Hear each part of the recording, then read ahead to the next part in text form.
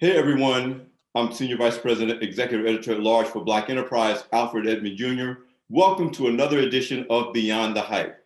Today we're going to have a really important conversation in the aftermath of the coronavirus crisis, the economic impact it has had on the whole nation, in particular on Black-owned institutions and Black businesses. You probably recall that the first round of PPP funding that came from the federal government that was designed to try to help businesses survive the pandemic largely bypassed Black businesses and Black communities, and as a result, there was a high failure rate of small Black-owned businesses. Well, I want you to know that the same thing applies to Black cultural institutions and all of America's cultural institutions. And so we're here to talk about this latest round of PPP funding and the efforts to make sure that cultural institutions in general, performance venues, theaters, as well as Black-owned venues also benefit from that stimulus relief. And I can't think of a better guest than the guest we have on today. She is the Global Director of the Harold Washington Cultural Center in Chicago, the Executive Producer of Broadway and Bronzeville. Please welcome to the show, Jimelita Tillman. Thank you so much, Mr. Edmond, for having us here today. Listen, before we jump into our conversation, and you already know I'm a huge fan and supporter of the Harold Washington Cultural Center, let's let our audience get a glimpse, just a glimpse, because they can't see everything, of what the Harold Washington Cultural Center has to offer. Everybody get up, let's have a good time. Come on. We come to party, time to celebrate. We made it, whoa. The state of the Harold Washington Cultural Center is the reason we are all gathered here today. We must thank our ancestors for paving the way.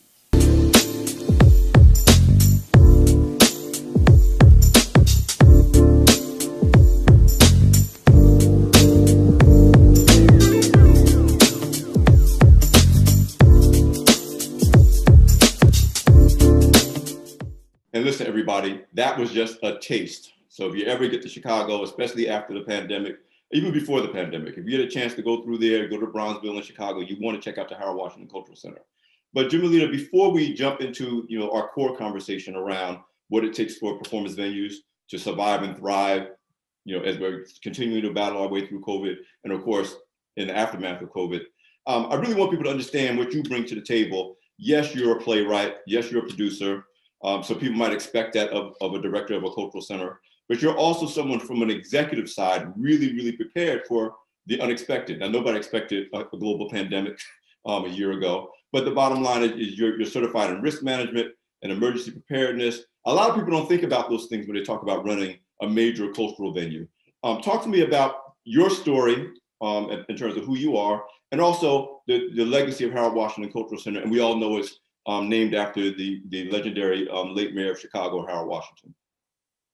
Absolutely. Well, again, thank you for having us. And here at the Harold Washington Cultural Center, we pride ourselves on being committed to children, community, and culture. We like to take the kids off the streets and put them on the stage, be that acting, directing, producing, or behind the scenes, lighting, directing, cameras, the whole 9 yards. But we don't just stop there with stage. It goes into the whole gamut of dance and recording arts and science. And we've been very, very blessed throughout the years to crank out some amazing talent from right here on 47 and King Drive. We are sitting in the heart of what's called Chicago's Historic Blues District in Bronzeville. And at the Harold Washington Cultural Center, we have a 1,000-seat theater, a recording studio, a video editing lab, a full-service computer lab, 3 dance studios, a multi-purpose room, and it goes on and on right here in the community for us and by us. And what I'm very proud about our board of directors and what they take the initiative to do initially was to have a forward thought to make sure that our entire team, led by me, were trained in anything that could possibly happen.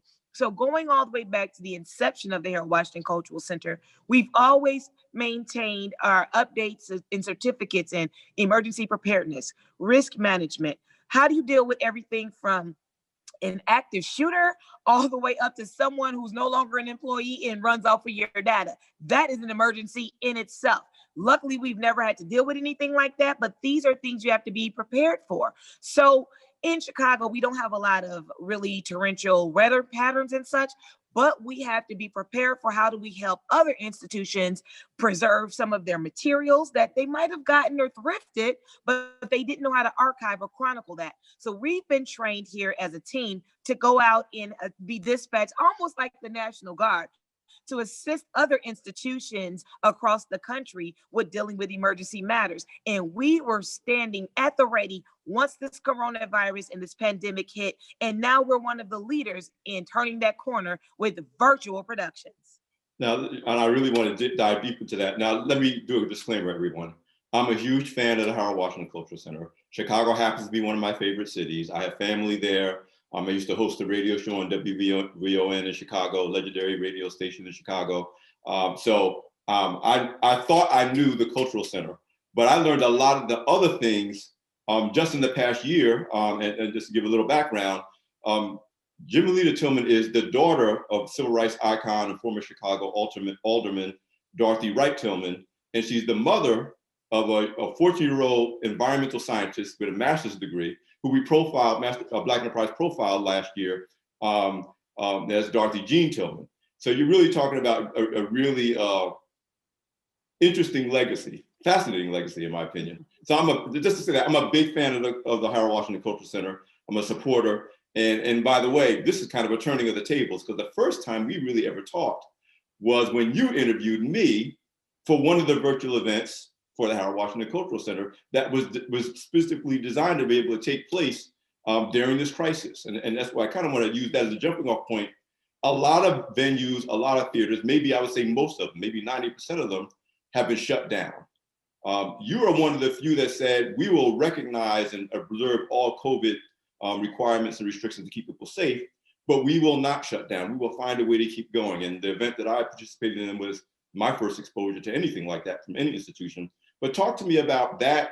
I know you did a major New Year's Eve fundraiser. You have other things coming up. But what was your mindset as the leader and the executive leader of this institution to be able to keep this going, even with everything else that we're facing as a nation and as a world, actually? We knew that it was important for us to let our consumer know that there is light at the end of the tunnel. There's always been a battle for Black owned and operated institutions to maintain generationally. And what we wanted to make sure that they did not feel as though this pandemic was going to take us out. So we wanted to continue with shows. We began immediately after the pandemic hit and everything shut down. We started a Women's Writers Circle during Women's History Month. We did not hold it. We went ahead and held it, and we did it Zoom style initially until we figured out more about how it worked and how it rolled. And then we came around the corner for June, which was Black Music Month. And so we celebrated all the history of all those great people from Chicago, from Herbie Hancock all the way to Quincy Jones. We celebrated them all in their contribution. And that was our way of just keeping us relevant to our consumer base, direct to consumer. And now at that point, we said, you know what? Regardless of what happens after the pandemic, we want to still be able to continue this concept. So we worked very closely with a small Black tech firm out of Chicago called Highgate Management, owned and operated by Stephen Matthews, and he's from right here in Bronzeville. We worked closely with him to begin to produce content so that we're able to upload it, live stream it, and continue that activity.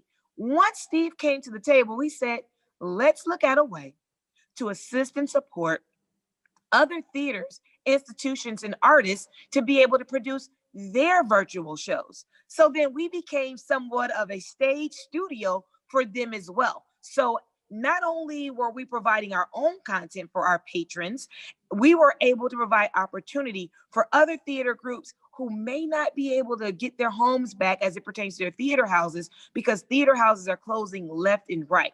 But we at the Harold Washington Cultural Center, working closely with Highgate Marketing and Management Solutions, were able to come together and cultivate this idea and activity for providing a safe space for other performing artists and producers to put on their bodies of work.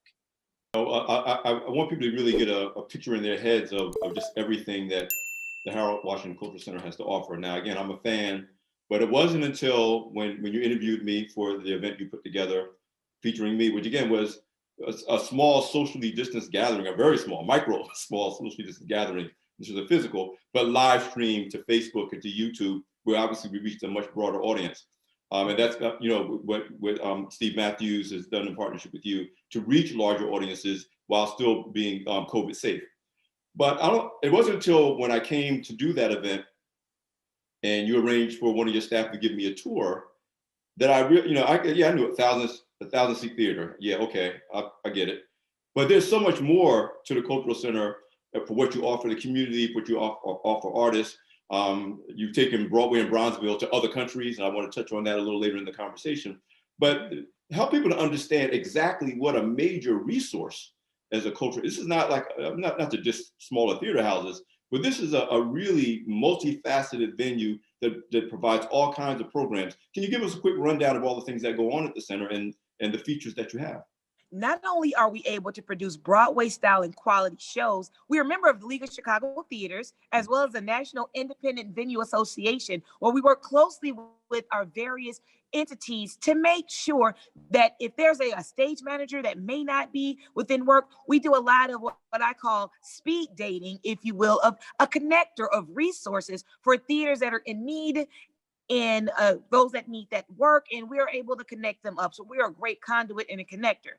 During the pandemic, we have been providing field trip opportunities virtual via Zoom. We have been providing an opportunity for teaching artists to come and shoot and record their courses right here at the Harold Washington Cultural Center. Not just dance, not just theater, but it could be someone who's doing a walk down memory lane of the history of Chicago. We have the capabilities for them to develop their asynchronous, that is their online working modules for classes.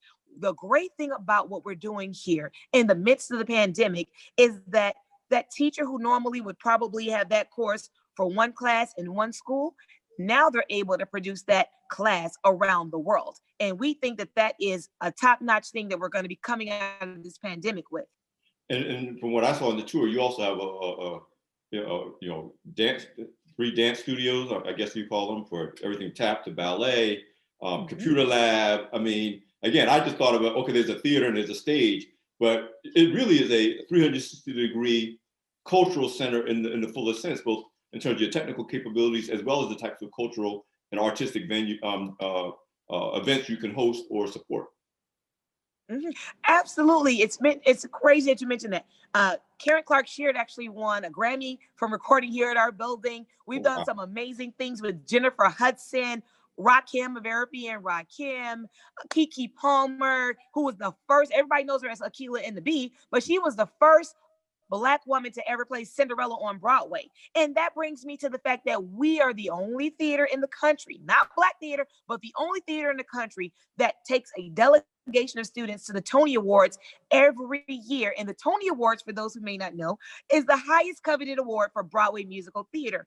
Thanks to our relationship with Al Kamation and Kevin McCullum, what we are able to do is our children, they get a whole New York experience. We come in, we stay at the W Times Square, and then we get a chance to hit it. We hit Broadway shows. From Thursday, we do a matinee and an evening show. Friday, we do an evening show. Saturday, we do matinee and evening. And then the Sunday before the Tonys, we do a matinee. We do the red carpet walk. They go to the Tonys, and then there's a big gala that happens at the plaza after it. And all of our youth and young adults get to go mix, meet, and mingle with Broadway royalty. Like, it's amazing what we've been able to do. And we've had some young people on Broadway.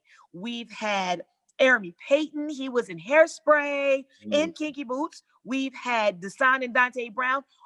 Dante was one, he played the Lion King. He played Simba, little Simba. Wow. And so we're really proud of the talent that we're cranking out from right here. And it gives hope to the other students that are from right here in Bronzeville. And not only that, not only do we produce shows and we produce talent on the Broadway, but this is a place that many students call home for their graduations, for teen summits, for youth peer career development. We host job fairs. We do it all when it comes to making sure that we are a one-stop shop for college and career goals for young people here in the city. And now, thanks to the pandemic, coincidentally, we're able to now offer these things online, virtual, as well as in person once we return.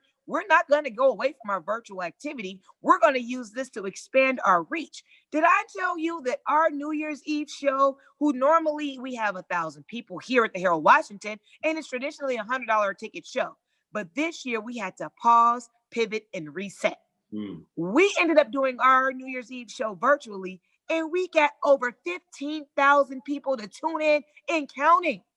That lets me know that virtual is the wave of the future for a theater any size. So we're really, really proud of that opportunity that we were able to seize. We had the All-Stars, the Chicago Blues All-Stars perform. There was a lot of great talent from our Broadway and Bronzeville rising stars. And we're looking at doing more events and more activities just like that.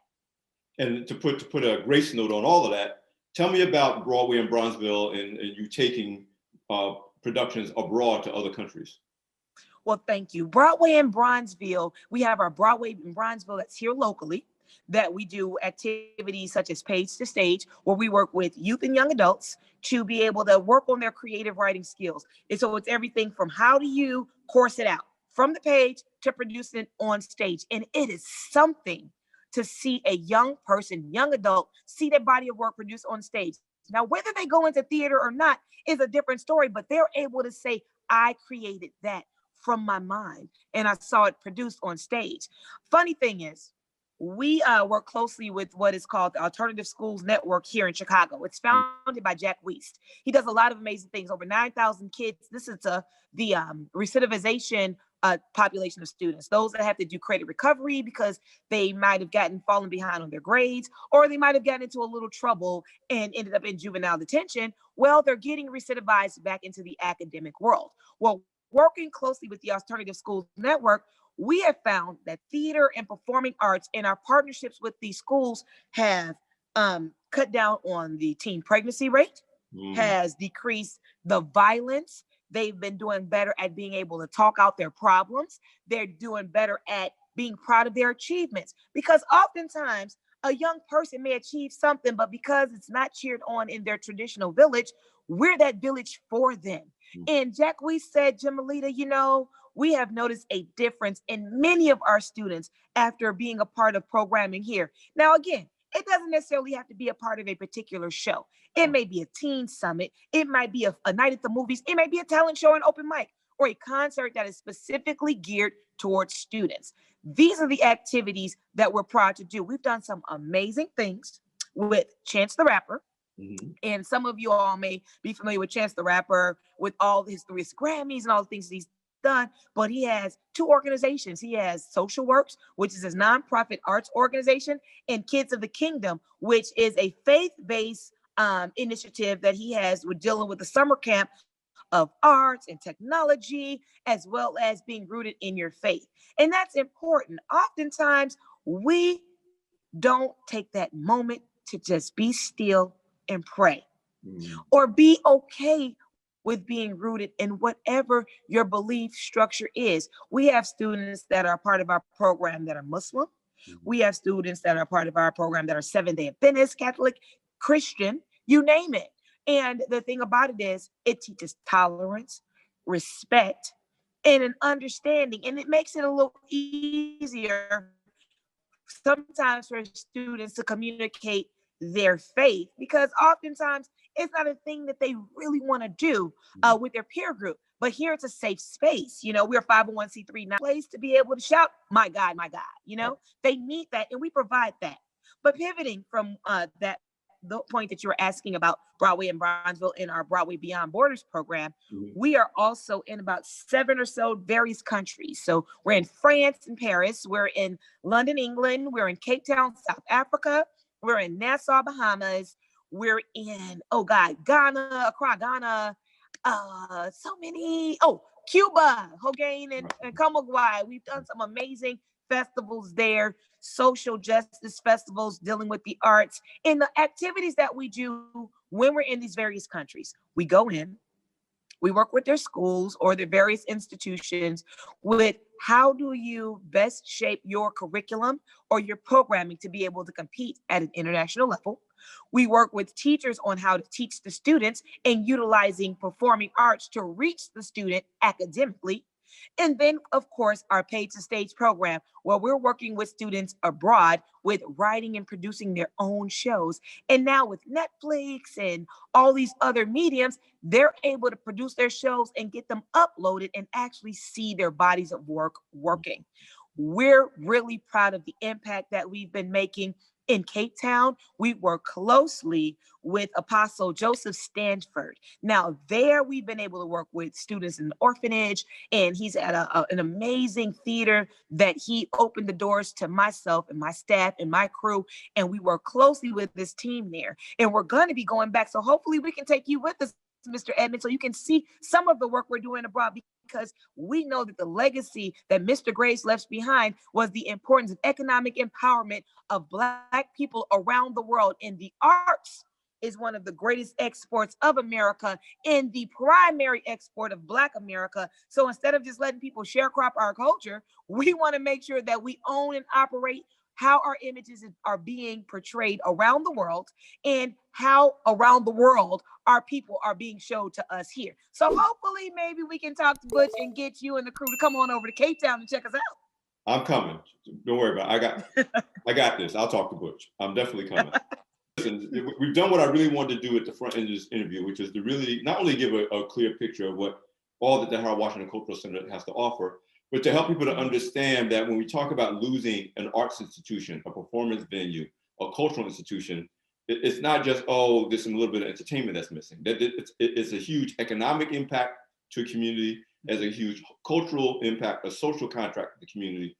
So it's just as impactful as if you lost a traditional for-profit business in the Black community. So I wanted to make that case. So segue. Yeah, I want to add something to that. Yes. People don't realize that the arts are a multi-billion-dollar industry, and the arts are more likely to hire and employ small businesses and contractors from within the community. Like our lighting director, she's an African-American woman, but she has her own company, P&O Lighting. Her and her husband have a team. So when it comes to set design, when it comes to lighting, when it comes to even purchasing paint, the fruit for the lunches, locally sourced.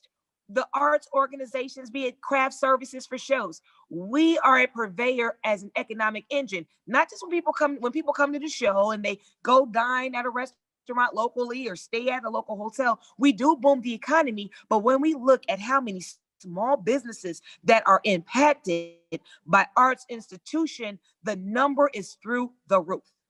See, and that's what brings me to this next thing. Yes, you have your own institution to run, you have your own constituency to serve, with your role as global director of the Harold Washington Cultural Center, but you have emerged prior to the pandemic, but certainly during the pandemic, among the major leaders who are championing and fighting on behalf of cultural institutions across the country, particularly as we try to get through this crisis. You've been recognized, for example, by the Congressional Black Caucus for your advocacy for the arts and cultural institutions. Talk to me about the work you've been doing, especially this year, with regard to dealing with Congress, dealing with making sure that legislation includes resources for arts institutions, not just as kind of a nice philanthropic thing to do, but everything you just talked about in terms of the economic health of our nation, the economic health of communities. Talk about the work that you've been doing to make sure, on two levels. One, that arts institutions in general, because you didn't just do this for HWCC, you've been doing it as a representative of all arts and cultural institutions, make sure that they get stimulus relief and other relief to keep those doors open or get them reopened when they can.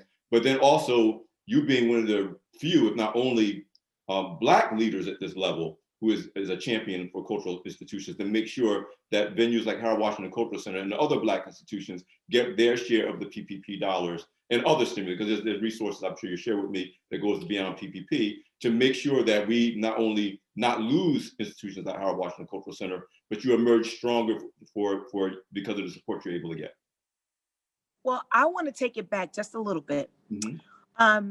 At one point, there was a bill that was going to be presented before Congress that was within the Ways and Means Committee.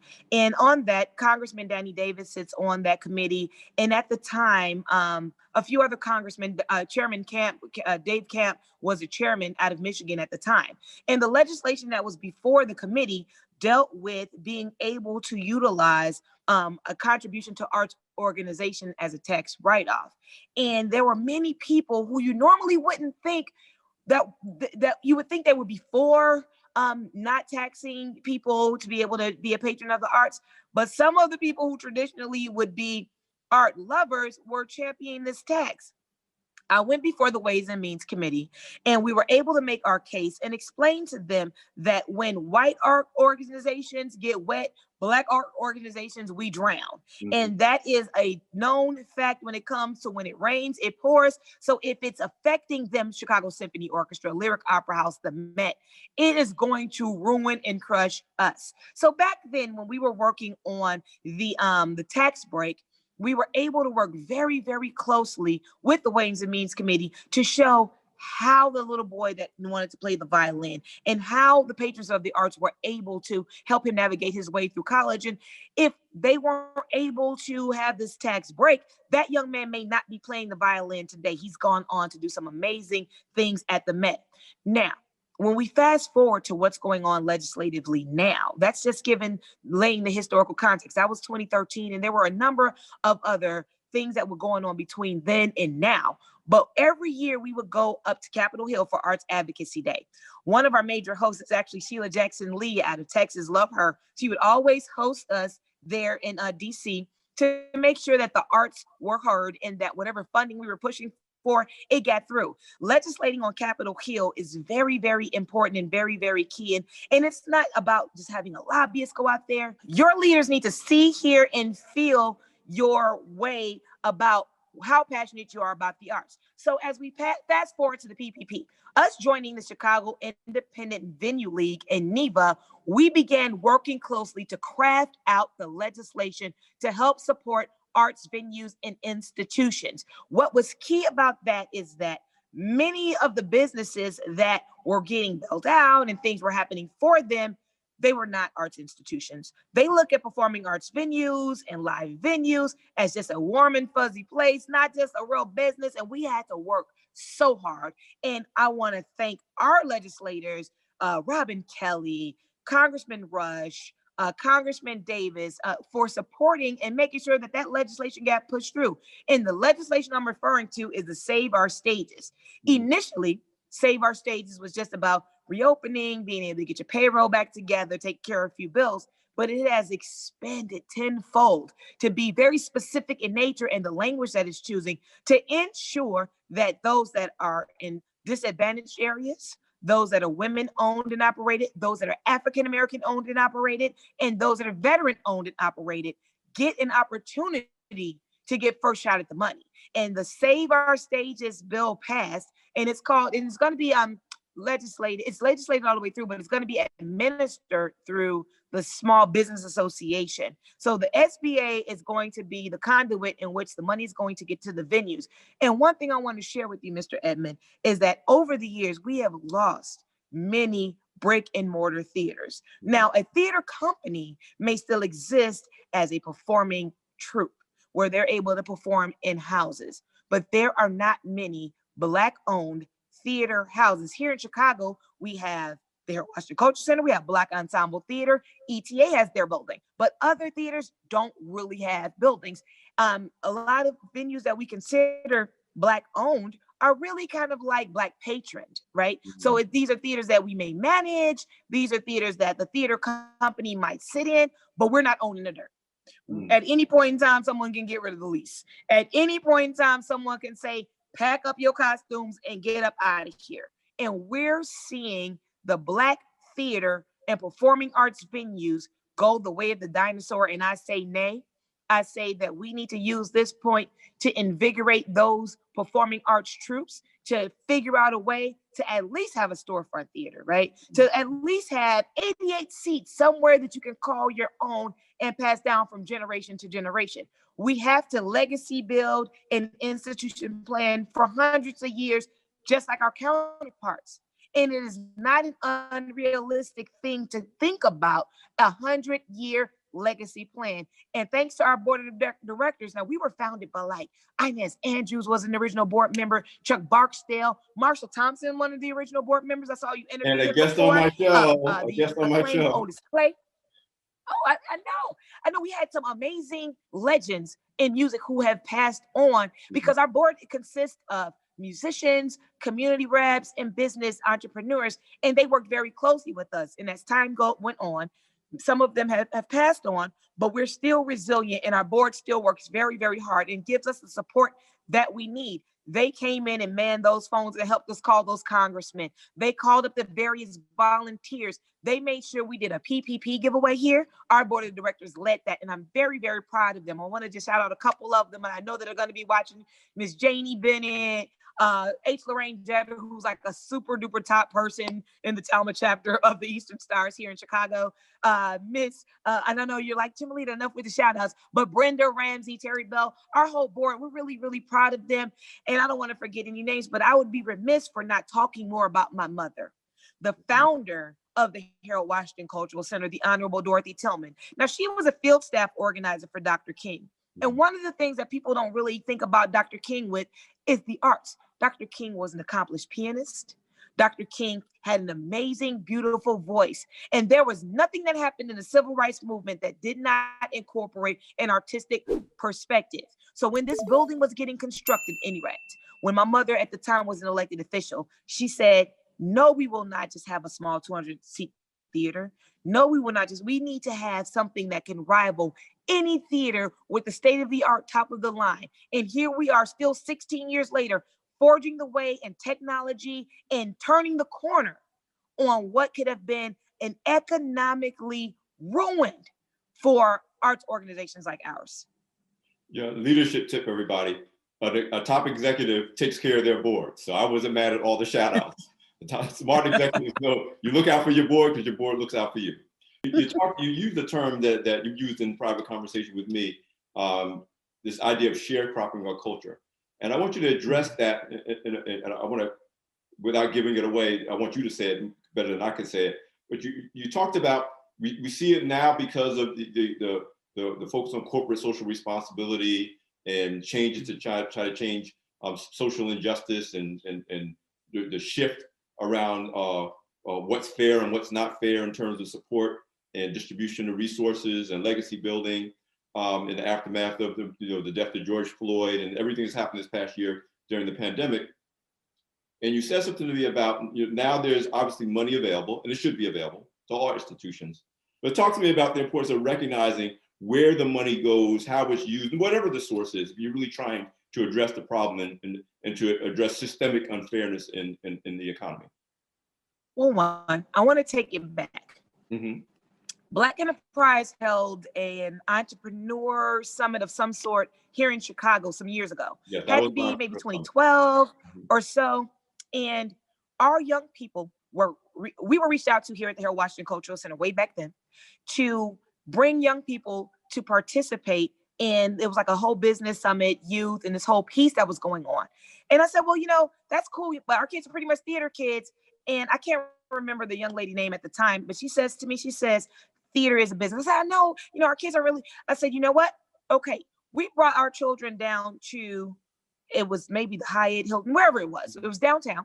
And it was important to the Graves family for young Black students from all walks of careers and career path to understand the economics of their business. So our young people were infused in a competition and they emerged as the winners because they're left brain, right brain thinker. They came in there and brought a more creative look to it. I'm bringing that story up because of this. The outreach of the institution of the Grace family and Black Enterprise, reaching out to our arts institution to make sure that not only did our young people get a chance to participate in the teenpreneur or the young business leadership piece that they were doing, but they made sure our staff, our team, we had badges that were brought in, and that is legacy building and institution resource sharing.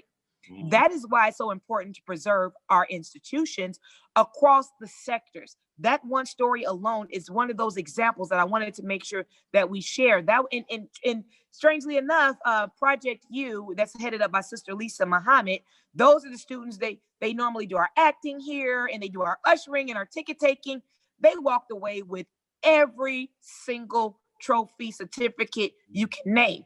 And then many of them now are have started because now they're older, 19, 20, 21, have started their own businesses. Most of them are going into technology, which is pretty cool, like app development, IT, social media marketing, or what have you.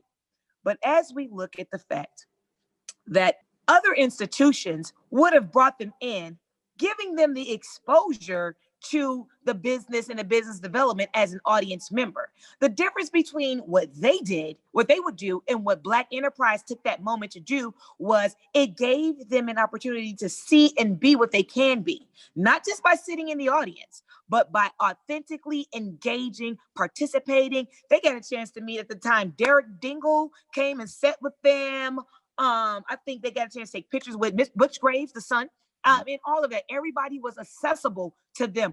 Unlike coming somewhere and feeling like you're on display and treated like you're an adornment sitting in the backseat of a theater watching someone speak to you. That is the difference of institutions working together. Fast forwarding, what we often see happen is institutions would give us tickets to shows to come and see and different things like that for students throughout the city of Chicago. But rarely do they produce and bring those shows into our community. Rarely do we see that our kids always have to be bused downtown or bused up north. And that is nothing against those theaters because they're doing what they think is the right thing. But we are more than a hashtag. We are more than a survey. We are more than a free ticket to be on the side of your ledger. We are able to run your theaters. We are able to run our own theaters. We are able to write the shows. We are able to be executives at the corporate level and corporate sponsors and sit on the boardships of. But there is no board development for young people to learn their way in the arts. There is no Carnegie Mellon seed program from when they're young here. They don't learn about Carnegie Mellon until they get way off. And by that time, they're not necessarily getting admitted. Their chances of getting admitted to Carnegie Mellon, which is the premier school for theater and performing arts, very rarely will they get accepted if they don't start on that track younger. We believe that oftentimes when this funding comes in and what it's called is it's called audience development and exposure. So let's say a particular theater, they may get, I don't know, $50 million to do audience development over a matter of 10 to 15 years so that young people can be exposed to the arts. Whereas we have a theater that may be larger than that particular theater that is able to easily identify with that student, where that student doesn't feel as though they're a guest, they feel at home. And we see that all too often. And what I want to challenge your corporate supporters that are watching today, and those that are small business owners and those philanthropists of all kind, when it comes to media and performing arts, what I want to encourage them to do is do a matching program for the PPP. Like the PPP is one thing, but we need corporate social responsibility to go beyond that. Understand that social justice is good, but economic empowerment is even better. So if you empower these institutions to be able to pour into their children, to be able to grow the programming that they're doing, you will see your dollar go a lot further. Like, we want to implore them to not just reach into their little basket of donation money to, say, buy a few tickets. We want them to dig deep. We want them to do naming rights the same way that they do it there anywhere else. We want them to be able to be, okay, we're going to match dollar this or dollar for dollar that. Corporate social responsibility, the key word with it is corporate. The dollars is the money. How can the money get back into the community in a way that these young people feel as though it's not a social service project? They feel invested in, not handed out to. That's the difference. See, one of the things that I learned during this whole process is we're getting ready for Black History Month to come up, and then the anniversary of the assassination of Dr. King in April 4th, is the fact that they killed that man. They killed that amazing man because he was talking about economics. He was talking about the money. The Montgomery Boyce boycott was successful because it hit the pocket. So at the end of the day, we can't get lost in the sauce and just be sitting back thinking, oh, social, and it was this. No, I watched a video recently. Dr. King was running the numbers down. $25 million in 1967 to build this development and hire these people and create businesses and take them to Binga Bank up here in Chicago and the National Bread Basket. I'm bringing that up because those are the shoulders I stand on. Where we're sitting right now on 47th and King Drive is next door to where the Regal was. Now, the great thing about the Regal is we got a chance to showcase a lot of our talent there. However, it wasn't known by us. Right. You know, Stevie Wonder recorded Fingertips at the Regal Theater. The Jackson 5 did some amazing work here. So many people came and went, but we didn't own it. We felt like stars and then had to be shown the door. That is the key to supporting our institutions, our performing arts venues, our live venues, Black businesses. The key to it is understanding, giving a sense of ownership, not just entitlement. What I found is the difference between ownership and entitlement is an owner will see a piece of paper, pick it up. Someone who's entitled will step over it. So we have to begin to teach those things. Somebody will step over like, somebody else will get it. We need to start teaching them young, because oftentimes children are so busy trying to get out of their condition, they want to get out and go far away. But if we build right where they are and we pour into them and we provide resources to their parents to get further in their careers, to get more education if it's necessary, to get access to whatever resources, if we do that as institutions, yes, we're an arts institution, but we're more than that. We are a leader and purveyor in being a role model to how to go further. And if we're not doing it for the kids in our community and the parents in our community, I can't expect anyone else to do it. So that's why these conversations today are important. And oftentimes they're hard conversations because we're happy to be invited to the party. We're happy to have that VIP wristband. We're happy to move the rope, get a little cone in the front parking. We happy to red carpet walk. We happy to have our name on the list. The pandemic was the great equalizer if it wasn't nothing else. Because there's no red carpet on Corona that you really want to walk on. Right. I'm just going to say that there. But, you know, at the end of the day, it is important for us to take these moments to understand why it is important to pour into our institutions. It's good to give and be charitable. And I'm never trying to tell anybody what to do or not to do with their money. But I know that sometimes it just feels good to walk into a place that's highly respected and coveted downtown or up north or in Manhattan to say that's my name on the wall.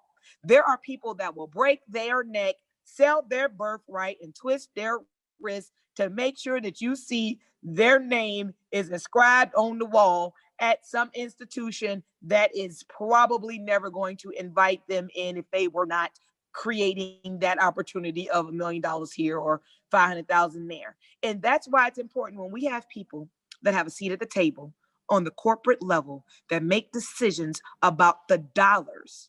They have to think Black advantage first. And if there's an organization or an institution they want to give to that still needs to get their footing straight, then figure out a way to find them, say, a nonprofit mentor to help them make sure that they get, or a small business mentor to get them in a position where you're able to give generously instead of just turning your back.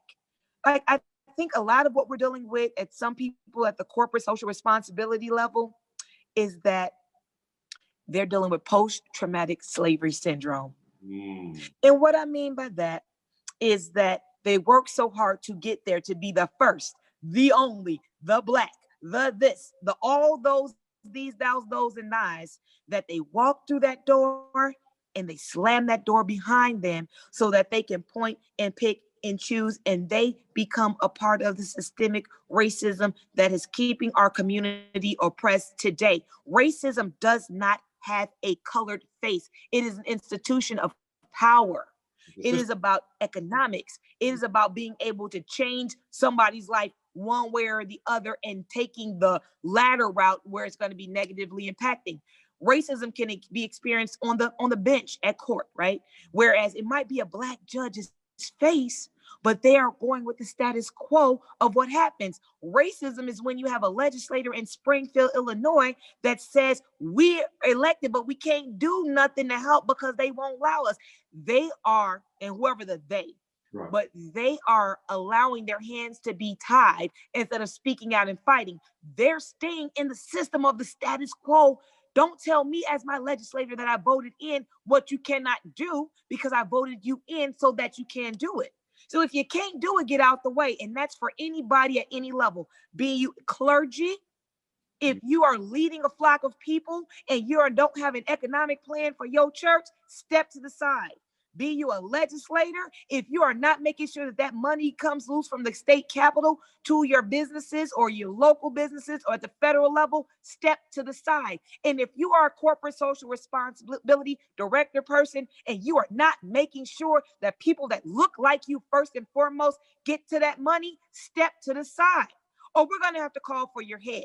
Or we're going to have to drop squad you. Or we're going to have to show up at your door and just have a conversation and say, hey, we cheered you on to be on that boardship of not just for you to be able to have a wristband at the party and the this, that, and the at the opera.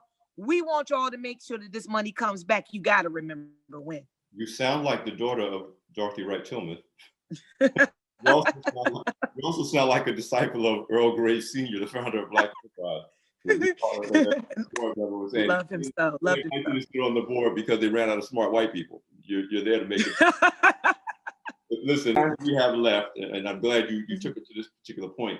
Talk about ways that our audience, whether they're a corporate executive at a company that has access to resources, particularly resources that have been earmarked. Again, during the past year, hundreds of millions, billions of dollars have been earmarked by corporations that are supposed to be designed to address the systemic racism that existed for hundreds of years, but there seems to be a spirit that says now we're going to do something about it. So this is, tell me how you could tell those people or just regular people who want to support the Harold Washington Cultural Center and institutions like it. What do they do? Who do they reach out to? I know they can go to Broadway and Bronzeville.com, but what's the best way that our audience can say, listen, we're not just going to share the culture. We're going to invest in the culture. And I think, again, I'm a champion of the Harold Washington Cultural Center. I think that's a great place to start.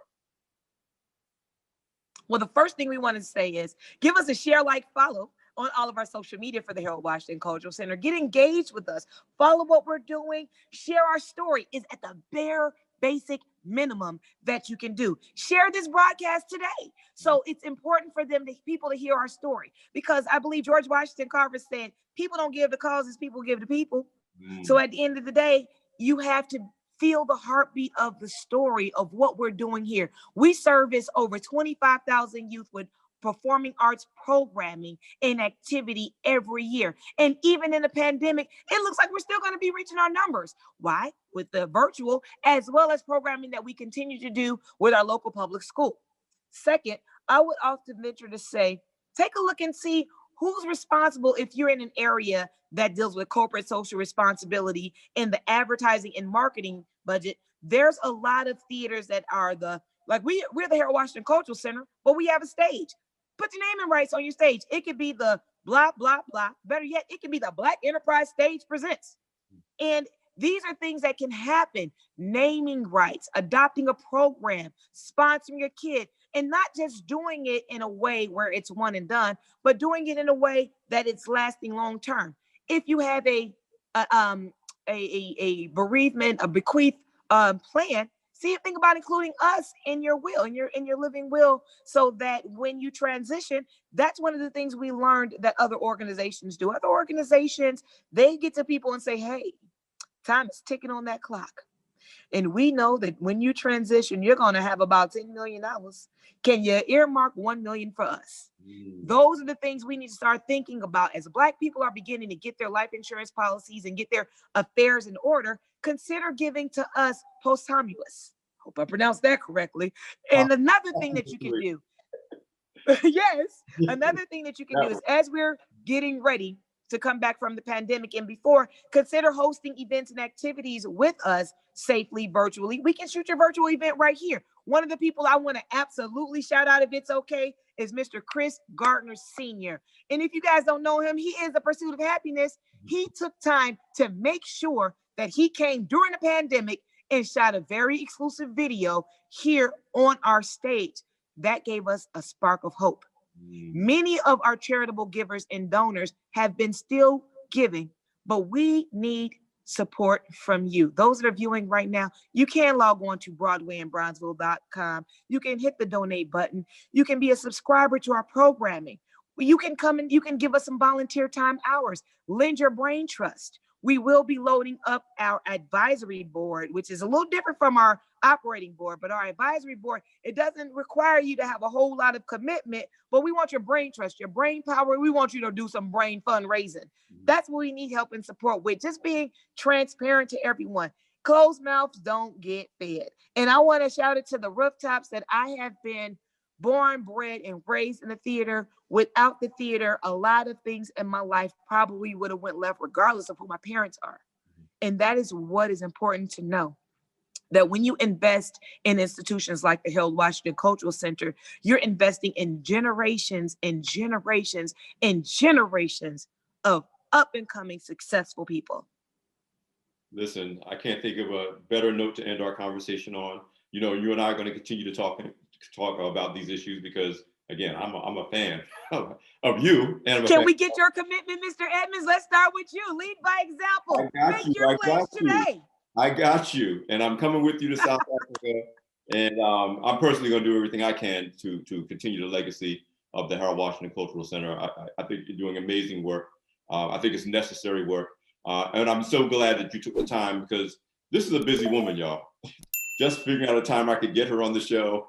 So I want you to thank you for just even taking the time to have this conversation and being a guest on Beyond the Hype. Thank you. Thank you for having us. Going to have you back. We'll work it out. I look forward to it. Bring Wayne Brady with you. I like the energy. So listen, everyone, thank you for joining us. I know you got a lot out of it. Please come back for the next edition of Beyond the Hype. I'm Alfred Edmond Jr., Senior Vice President, Executive Editor-at-Large at Black Enterprise. Be blessed.